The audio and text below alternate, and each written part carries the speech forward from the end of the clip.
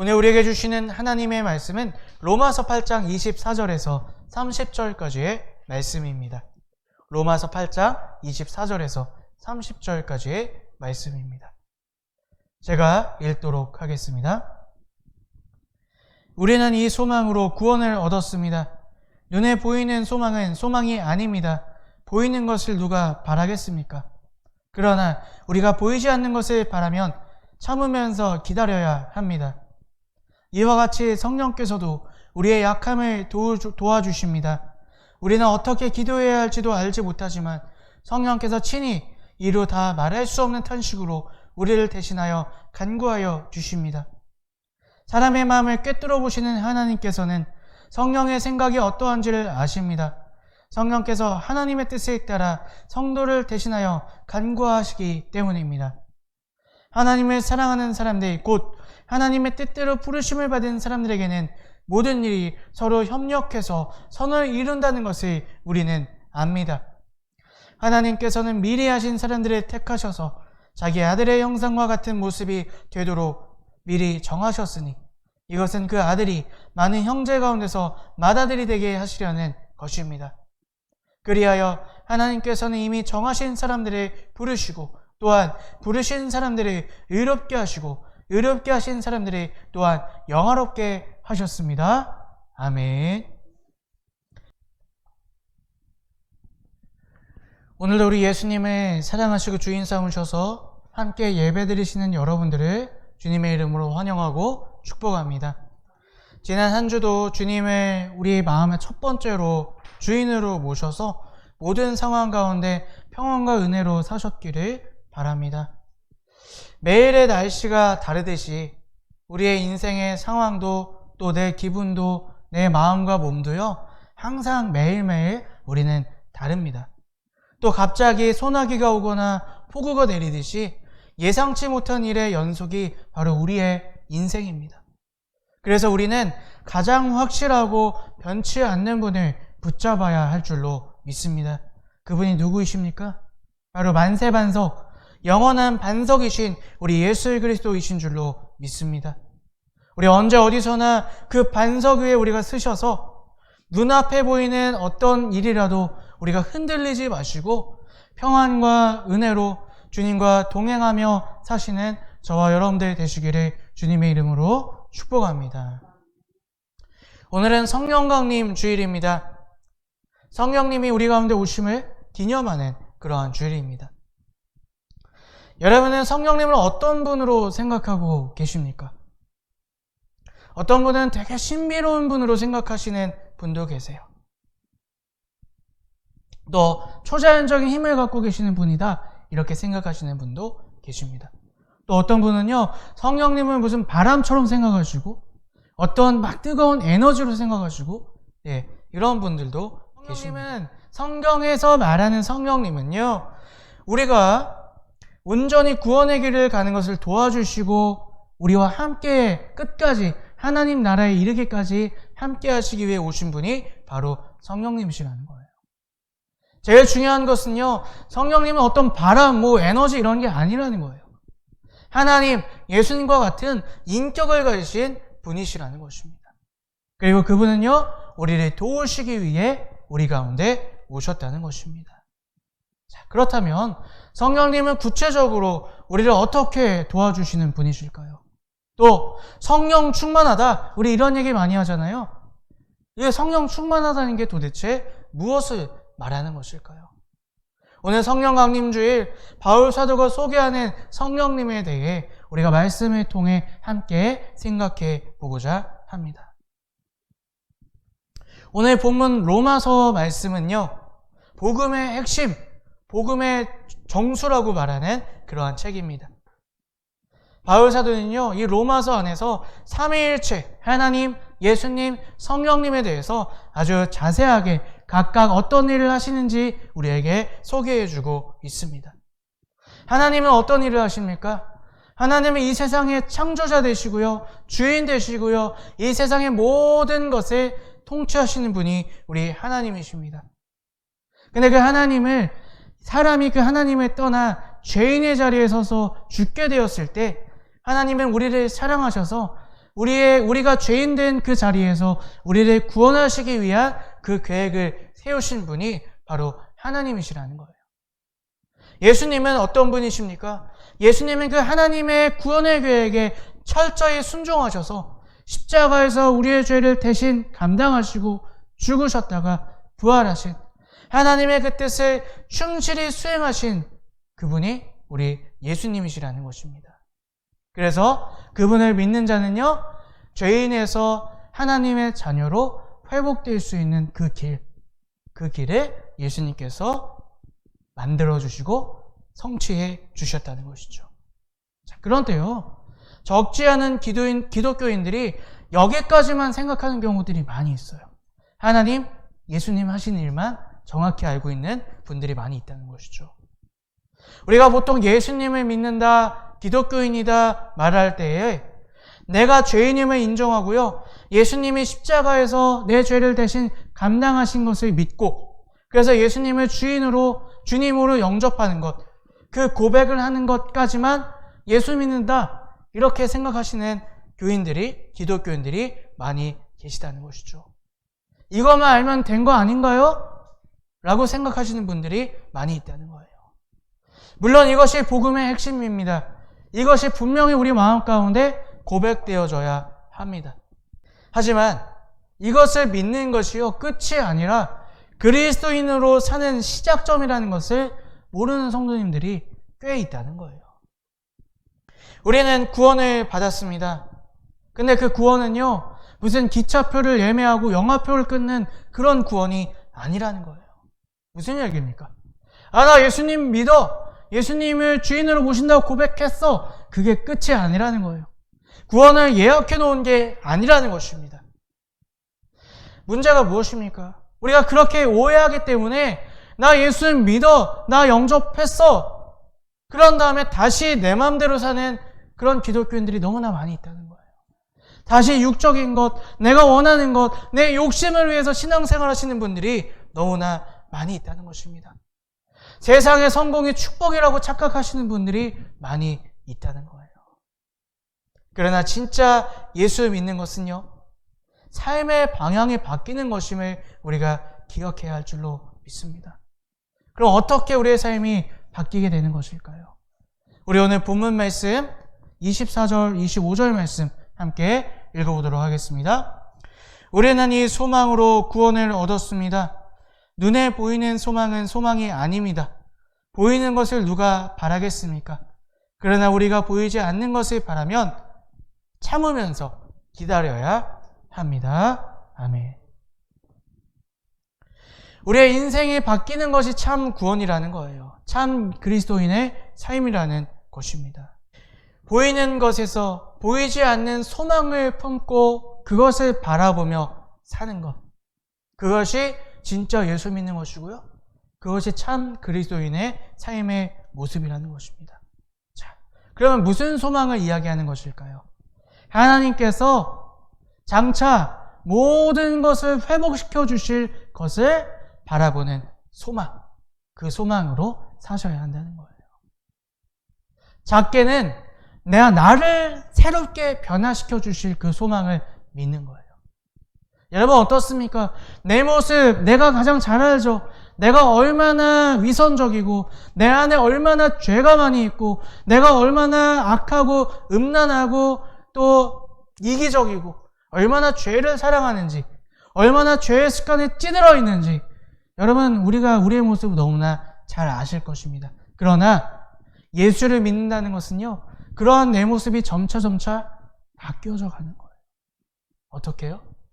말씀과 기도 가운데 하나님의 뜻을 깨닫고 하나님의 음성을 들음으로 말미암아 조금씩 바뀌어져 나아가는 것입니다. 또 어떤 소망이 있습니까? 어떤 회복을 우리가 꿈꿔야 합니까? 이 땅 가운데 악과 불의로 가득 차 있는 이 땅을 하나님께서 회복시키실 것이라는 것을 우리가 소망하며 그렇게 기도하며 살아가야 한다는 것입니다.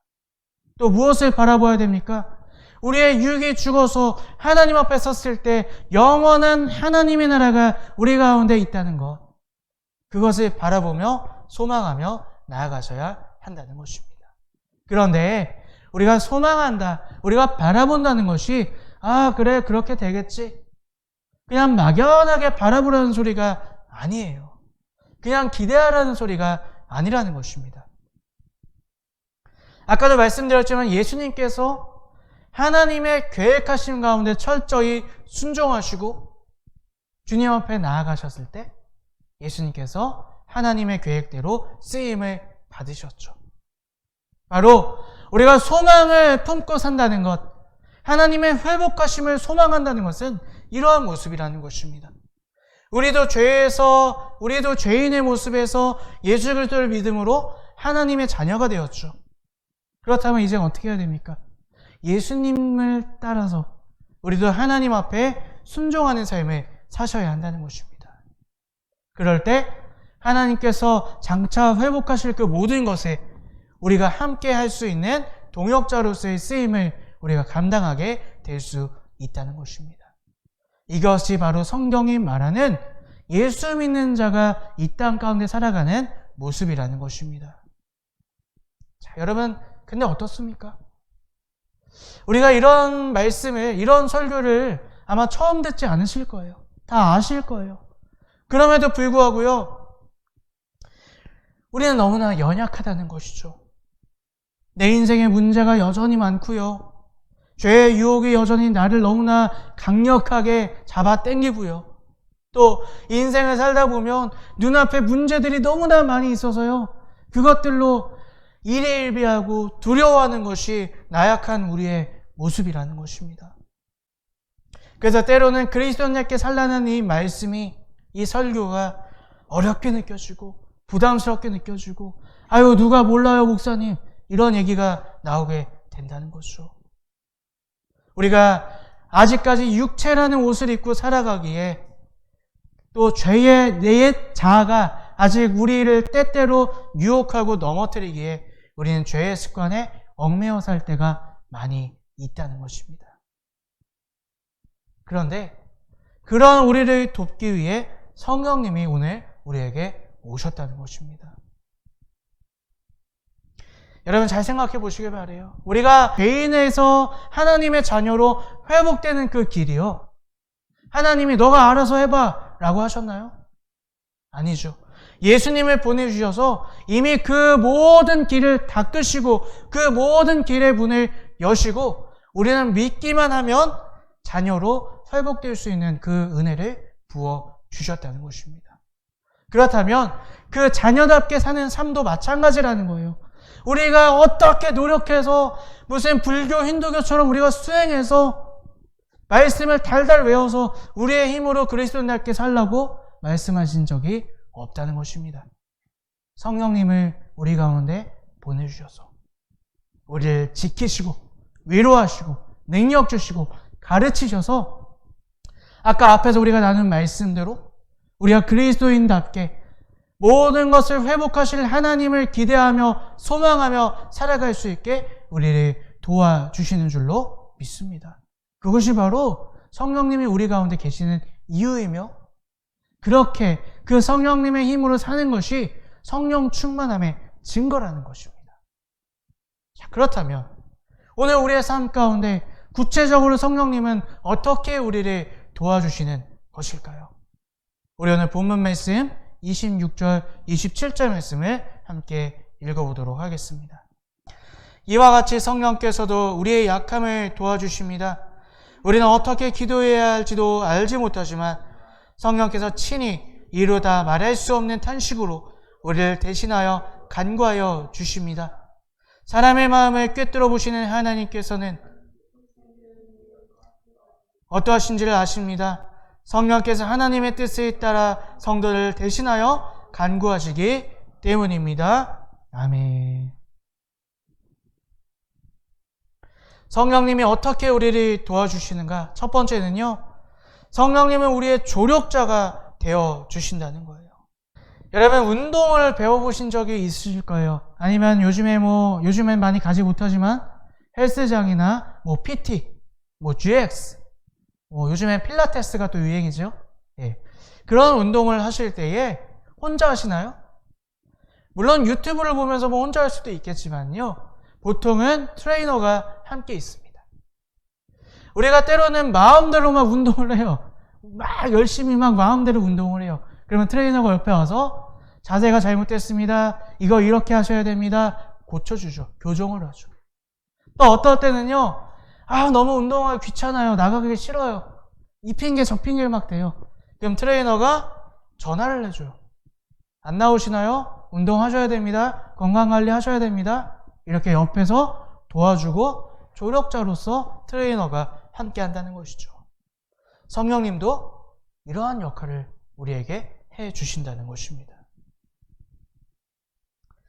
우리가 예수님을 믿음으로 말미암아 죄에서 승리하고 구원의 길을 걸어갈 수 있는 그 권리를 우리가 확정지었지만, 그렇게 우리가 새로 태어났지만, 우리가 때때로 옛 죄의 습관에 빠져들고 우리 육신의 눈에 우리가 현혹되어서 마음을 세상에 빼앗길 때가 많이 있어요. 마귀에게 빼앗길 때가 많이 있다는 것이죠. 그래서 여전히 세상 것에 빠져 살고 세상의 성공을 위해 살아가고 내 욕심과 내가 유혹당한 그것들에 빠져 살 때가 너무나 많이 있다는 것입니다. 그래서 우리가 해야 될 것들을 모르고 방황할 때가 많이 있다는 거예요. 아까 우리가 나눈 것처럼 그리스도인답게 하나님의 회복하심을 바라보며 살아야 되는데 그러지 못할 때가 너무나 많이 있다는 거예요.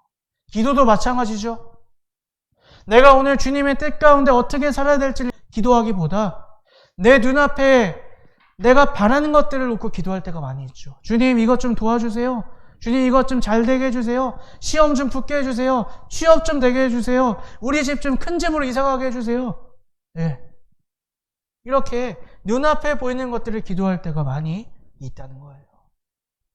그렇게 우리가 해야 될 바를 잃어버리고 모르고 방황할 때 성령님께서 우리가 올바른 길을 가도록 우리를 대신해 기도해 주시고 계시다는 거예요.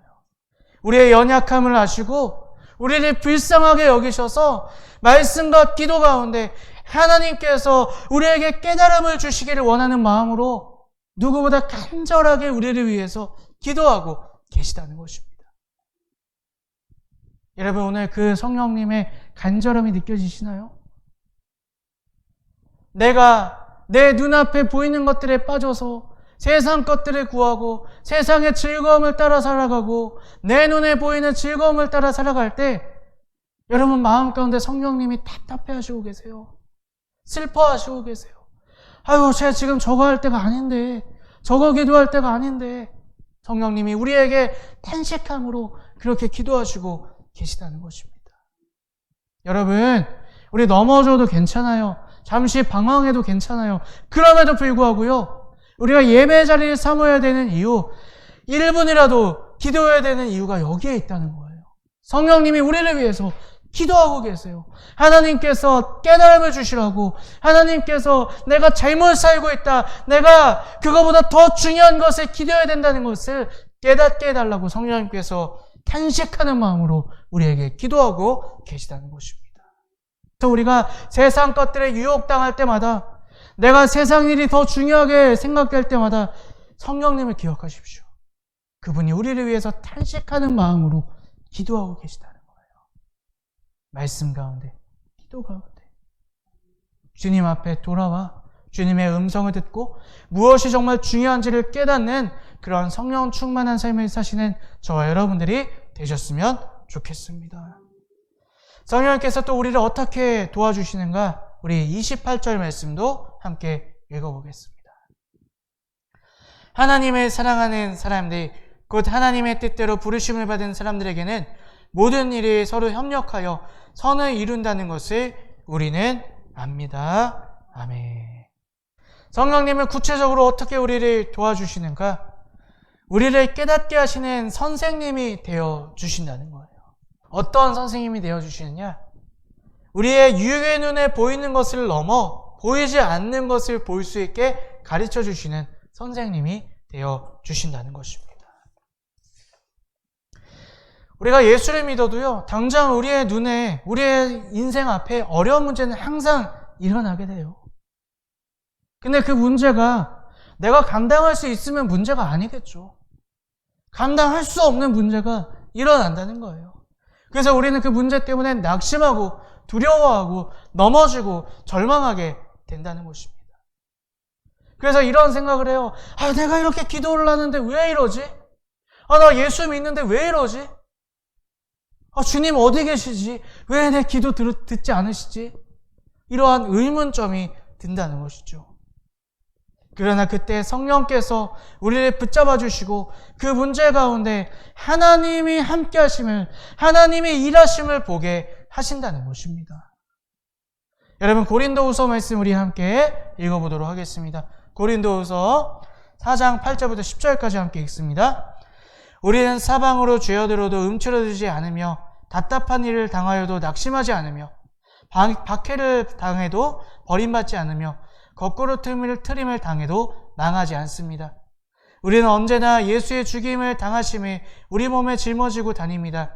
그것은 예수의 생명도 또한 우리 몸에 나타나게 하기 위함입니다. 아멘. 바울 사도가 이렇게 고백해요. 우리는 박해를 당해도, 어려움을 당해도, 거꾸로 트림을 당해도, 다 망한 것 같아도 우리는 넘어지지 않고 죽지 않고 쓰러지지 않고 계속 우리는 살아있다는 거예요. 일어서 있다는 거예요. 왜요? 나약한 나, 죄의 얽매인 나는 이미 십자가에서 죽었기 때문이에요. 하나님이 주인 되시기 때문이라는 거예요. 예수님이 십자가에서 죽으신 것 같지만 하나님께서 그 예수님을 다시 일으켜 세우신 것처럼 예수님의 십자가를 믿는 나도요, 그 예전에 나약하고 죄에 얽매여 살고 마귀의 종노릇하던 우리는 죽었기 때문에 이제 예수님의 십자가로 하나님의 자녀가 되었기 때문에 그 예수님의 살리신 하나님께서 우리의 보호자가 되시고 주인 되시고 우리를 끝까지 살려주시고 함께해 주신다는 것입니다. 그것이 바로 성령께서 어려움 가운데 우리에게 가르쳐 주시는 그러한 진리라는 것입니다. 여러분, 우리가 흔히 말하죠. 예수 믿으면 복 받아요. 무슨 복일까요? 그 복이라는 게 갑자기 모든 일이 다 잘 풀리고 갑자기 사업이 대박이 나고 자녀들이 갑자기 변해서 부모님 말씀 잘 듣고 좋은 대학 가고 이런 복을 말하는 것이 아니에요. 물론 하나님의 계획 안에서 그런 복을 주시는 분도 있겠죠. 하지만 그러한 육적인 복, 인생의 복이 아니라는 것입니다. 예수님을 믿어도 반대로요, 여전히 힘들 수 있습니다. 여전히 삶의 문제가 내 마음 가운데 있을 수 있습니다. 대신 이제 볼 수 없었던 것을 우리가 보게 된다는 거예요. 그 문제 가운데서도 내가 넘어지고 쓰러지고 절망하지 않고요, 여전히 나를 지키시고 가장 좋은 길로 인도하고 계시는 그 하나님을 바라볼 수 있는 눈이 뜨이게 된다는 거예요. 그래서 우리가 어려워도 기쁠 수가 있는 거예요. 문제가 와도 쓰러지지 않을 수 있는 거예요. 답답하고 힘든 일이 있어도요, 세상의 쾌락으로 풀지 않아도 된다는 거예요. 그것이 예수 믿어서 누리는 진짜 복이라는 것입니다. 여러분, 그 복 누리고 계세요? 여전히 우리의 삶 가운데 어려운 문제 있으면 절망하고 낙심하고 세상 즐거움을 쫓아가고 예수 믿어도 별거 없더만, 이런 분들도 계세요. 왜요? 우리 안에 계시는 성령님을 내가 인식하지 못하기 때문에. 내 스스로는 하나님이 함께 하심을 우리가 어떻게 보겠습니까? 성령님이 가르쳐 주셔야, 성령님께서 눈을 뜨게 하셔야 우리가 하나님이 함께 하심을 볼 수 있다는 것입니다. 그 성령님을 여러분 마음 가운데 모시길 바라요. 그 성령님과 함께 하시기를 바랍니다. 그럴 때 이 어려운 시대, 예수 믿기 정말 어려운 시대 가운데 우리는 성령님과 함께 그 가운데서도 여전히 더 크게 역사하시고 더 붙들어 주시고 더 큰 능력으로 채워주시는 그 하나님을 우리가 바라보며 그렇게 살아갈 수 있을 줄로 믿습니다. 여러분, 어려우시죠? 코로나 시대 때문에 일자리를 잃어서 다시 취업하기 어려우신 분도 계시고요. 나는 언제 잘리나, 그런 불안함 가운데 살아가시는 분도 계실 거예요. 여러분, 근데 그 가운데 여전히 하나님의 나를 붙잡으시고 계시다는 거. 세상 것들로 채우고 세상 것들에 절망하는 것을 하나님께서 원치 않으시고요. 그럼에도 불구하고 하나님의 계획하심은 여전히 우리 가운데 함께 하시고 그 길은 여전히 진행 중이라는 거. 우리가 길을 가다가 때로는 바람이 불기도 하고 비가 내리기도 하고 높은 언덕을 만나기도 하고 그렇다 할지라도 그 길은 하나님께서 계속 인도하고 계시다는 것. 여러분 꼭 기억하셨으면 좋겠습니다. 내가 힘들 때마다 성령님의 능력을 구하십시오. 내가 보지 못하는 것을 내 눈이 띄어서 볼 수 있게 주님 도와주십시오. 함께하여 주시옵소서. 성령 충만하게 하여 주시옵소서.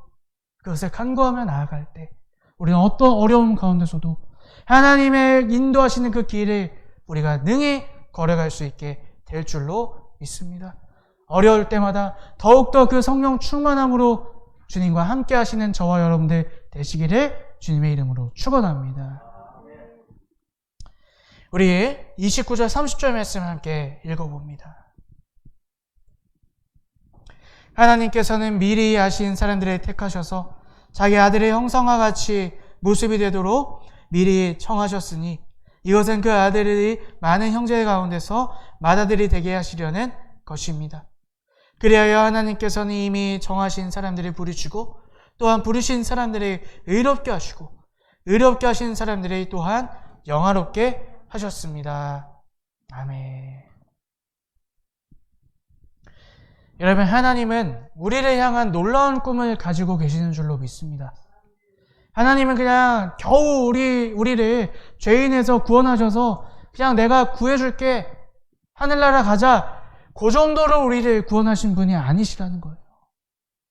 우리가 좀 전에 읽었던 그 30절 말씀을 보니까요, 우리를 의롭게 하시고 우리를 영화롭게 하셔서 하나님의 자녀 삼아주시고 그 자녀들 가운데 예수님의 장자로 세우시기를 원하신다. 그렇게 말씀하시고 계세요. 이게 무슨 얘기일까요? 우리를 죄인에서 의롭다 인정하시는 것뿐만 아니라 우리를 향한 하나님의 큰 꿈을 우리를 통해 이루시기를 원하신다는 거예요. 이 세상의 모든 사람들이 하나님을 알지 못하면 이렇게 이야기를 해요. 이 땅에 왜 태어났지? 내가 왜 살아야 되지? 몰라요. 근데 하나님의 계획이 우리 각 사람에게 있다는 거예요.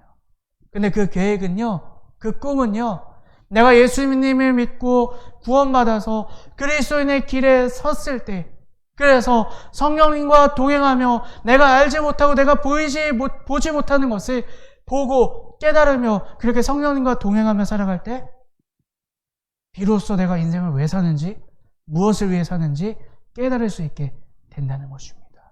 왜요? 그때 비로소 하나님께서 우리를 영화롭게 하시기 때문이라는 것입니다.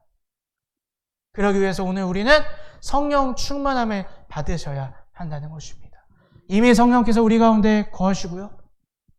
그 성령님을 바라보는 눈이 뜨일 때 우리는 세상의 모든 죄의 유혹 가운데 또 내 인생의 어려운 문제 가운데 능히 그것들을 이기며 구원의 길을 걸어갈 수 있을 줄로 믿습니다. 오늘 우리는 이렇게 우리를 인도하시는 성령님과 함께하고 계십니까?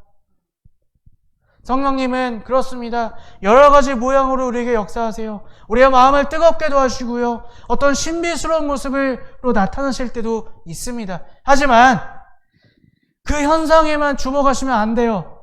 왜 우리에게 그렇게 역사하시는지 그 이유를 분명히 아셔야 한다는 것입니다. 우리의 조력자로서, 우리의 선생님으로서 우리가 온전히 하나님의 뜻을 행하며 구원의 길을 걸어가며 하나님께서 계획하신 우리를 향한 영화로운 꿈을 이루실 수 있게 도우시는 분, 그분이 성령님이심을 우리가 기억하며 언제나 그분을 쫓아 그분과 동행함으로 그냥 예수 믿고 예수 믿는다는 말뿐인 그런 신앙이 아닌 그 고백과 함께 날마다 더욱더 하나님의 뜻을 따라 살아갈 수 있는 참 그리스도인의 모습으로 살아갈 수 있는 저와 여러분들이 되시기를 주님의 이름으로 간절히 축복합니다.